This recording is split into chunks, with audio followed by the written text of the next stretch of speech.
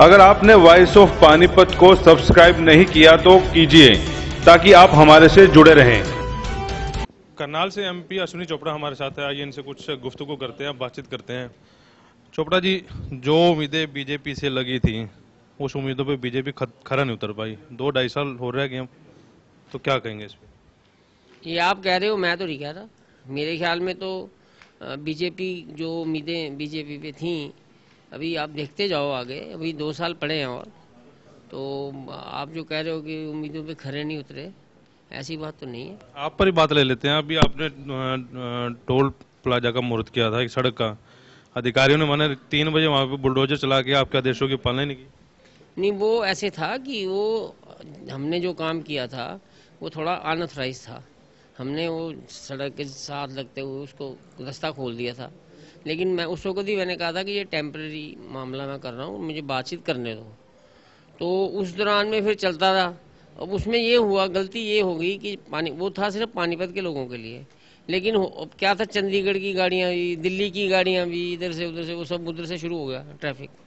तो फिर एलएनटी वालों ने एडमिनिस्ट्रेशन से बात करके उसको बंद कराया। लेकिन उसके बाद मैं दोबारा जब मिल के आया हूँ, मैं मीटिंग हुई मेरी, 2 में मीटिंग हो चुकी है मेरी। और हमारे जो सेक्रेटरी हैं नेशनल हाईवे के, और मंत्री जी से एक बार बात हुई तो मंत्री जी ने कहा कि ठीक है, तुम सेक्रेटरी से अश्विनी बात करके सारा निपटा लो। अब वो उन्होंने एलएनटी के लोगों को भी बुलाया, और उन्होंने नेशनल हाईवे के जो यहाँ इंचार्ज होते हैं उनको भी बुलाया, और उन बीच का रास्ता ये निकालने की कोशिश हो रही है कि जो लोकल लोग हैं वो उनको आधार कार्ड या उनकी और उसकी जो उनकी गाड़ियाँ हरियाणा की पानीपत की जो रजिस्टर हुई हुई हैं उसकी रजिस्ट्री दिखा के उनको एक पास बनाया जाए, मंथली या 6 मंथली या 3 मंथली, कुछ ऐसा कोई। अब वो कर रहे हैं उसके। वो कब तक उम्मीद है? अब आपको पता है, सरकारी काम एक बार अड़ जाए, पर मुझे लगता है जल्दी हो जाएगा, क्योंकि मीटिंग चल रही है। ये मैं आपको लेटर दिखा रहा हूँ जो मैंने लिखा उनको। युद्धवीर सिंह मलिक हमारे हरियाणा के ही हैं, और सबसे बड़ी बात यह है कि हम दोनों क्लासमेट भी हैं, मेरे से पढ़े, हम इकट्ठे पढ़े हुए हैं। तो एक दोस्ती का भी बंधन है। तो मैंने कहा दोस्ती का बंधन निभा ले, तो एमपी का ना निभा। तो उसने मीटिंगें 2 करी हैं। आपने मेरे ख्याल सबके सामने, मीडिया के सामने ये कहा था कि 1 महीने में ये टोल प्लाजा फ्री ना कर पाया तो वो करवा पाया, तो थोड़ा लेके खुद तोड़ दूंगा टोल प्लाजा। देखो, ऐसे है कि ये उस वक्त जोश में ये बात कही होगी जरूर मैंने, लेकिन अब एडमिनिस्ट्रेशन के खिलाफ या अपनी सरकार के खिलाफ तो ऐसा नहीं हो सकता, और ये लॉ की बात है इसमें। तो मैंने उनको ये कहा है कि थोड़ा सब्र करो, मैं आपको रिलीफ लेके दूंगा, और मैं उसके पीछे लगाऊँ इस काम के।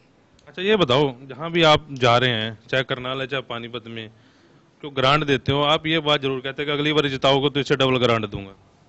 नहीं, मैंने कहीं एक जगह बात ये कही थी और कहीं नहीं कही, क्योंकि उन्होंने ऑलरेडी मेरे से बहुत पैसे ले लिए थे। बाहर की बात है, वकीलों की चैम्बर में अपने गए थे, वकीलों का प्रोग्राम था। हाँ हाँ, उन्होंने पैसे पहले भी ले लिए थे।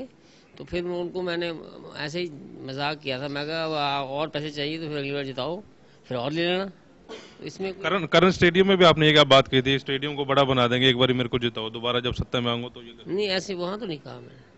और वो करण स्टेडियम की तो बात मैंने उनको ये कही थी कि वहाँ पर वो बात समझे नहीं लोग मेरी, क्योंकि मैंने कहा था कि अभी हो नहीं सकता, ये अभी टाइम लगेगा, इसको हो सकता है अगली टर्म में हो। क्योंकि एक तो बीसीसीआई जो है वो आपको पता है डोलड्रम में बिल्कुल, वहाँ तो कोई इंक्वायरी बैठी हुई है, और जो हरियाणा क्रिकेट एसोसिएशन है उनमें भी कोई बंदा नहीं है ऐसा कोई जो जाके बात करे। तो इस वक्त जो ओवरऑल इंडियन क्रिकेट की जो एडमिनिस्ट्रेशन की हालत ख़राब ही है ना, तो जब तक वो ठीक नहीं होगी तब तक आगे बात चलेगी नहीं। इसलिए मैंने उनको कहा था कि इसको समय तो लगेगा, तो हो सकता है अगली टर्म में होए।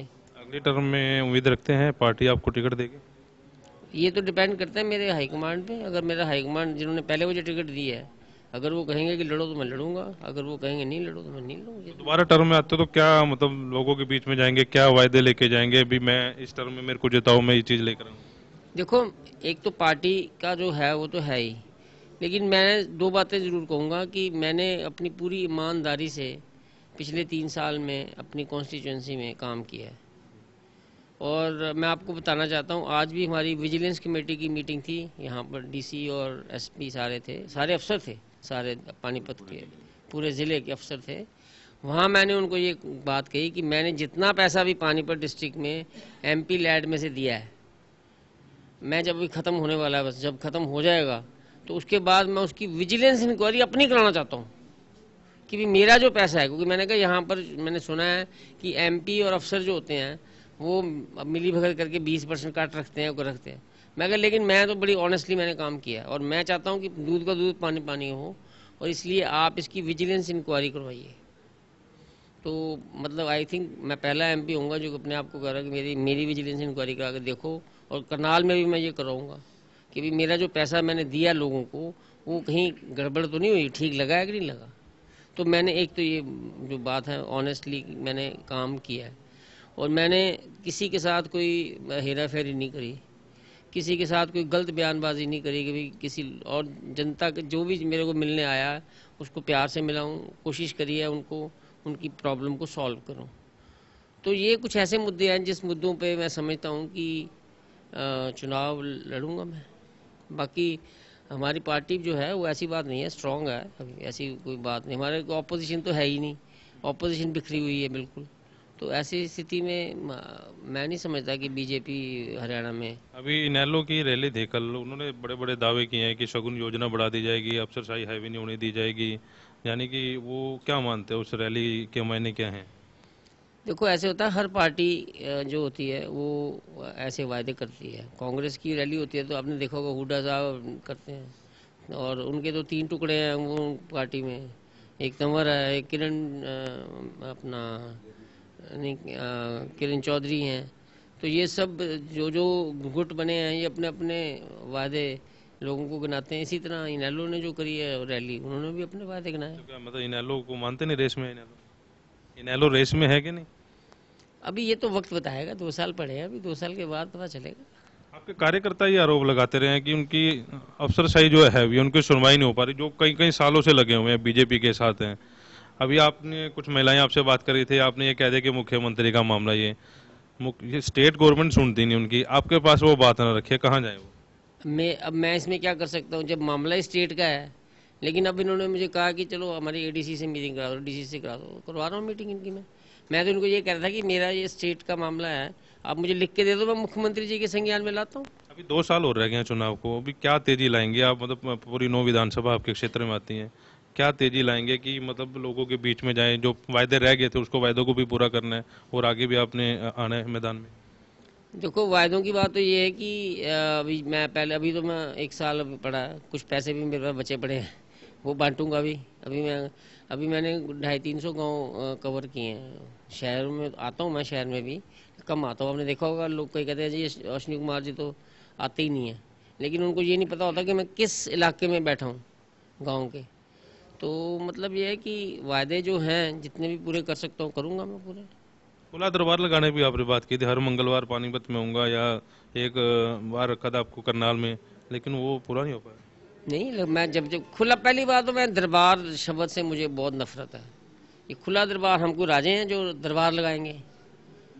हम तो जनता की जो प्रॉब्लम्स हैं उनको सुनने के लिए यहाँ पर आते हैं। हम ये नहीं है कि हम राजे महाराजे हैं और दरबार लगाएं, ये शब्द ही मुझे पसंद नहीं है। और मैं समय समय पर आता हूँ, करनाल भी लगाता हूँ, यहाँ भी लगाता हूँ, अब आज भी बैठा हुआ यहाँ।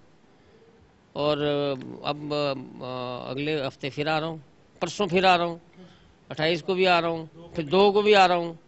अब जगह जगह पे जाना पड़ता है, इतनी बड़ी कॉन्स्टिट्यूंसी है तो सब जगह। मैं तो ये नहीं है ना सिर्फ गेस्ट हाउस में आकर के और जो आप कहते हो दरबार लगाओ, वो अपना काम नहीं है।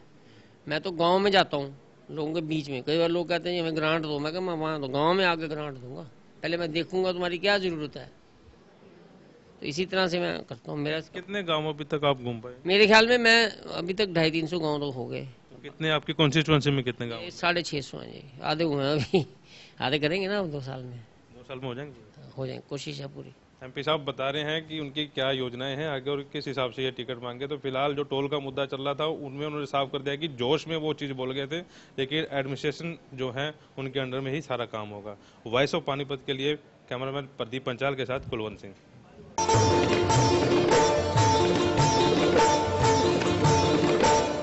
दानी तुंदे दानी तदरे तदानी तेरे नदी तारे दानी तेरे नाथ दारे दानी नागे दानी तुंदे दानी तदरे तदानी।